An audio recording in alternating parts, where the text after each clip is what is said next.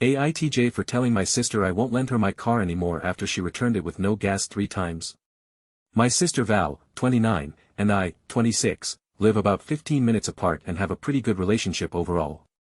She doesn't have a car right now, hers broke down about 4 months ago and she's been using rideshares and occasionally borrowing mine when she needs to do something where that's not practical, like a big grocery run or getting somewhere outside the city. I said yes the first time without hesitation. She brought it back clean and on time and I thought that was that. The second time she returned it with the tank basically empty. I mentioned it casually and she apologized and said she'd forgotten and would sort it next time. Third time, same thing, tank on empty, and this time she also brought it back about 40 minutes later than we'd agreed without texting.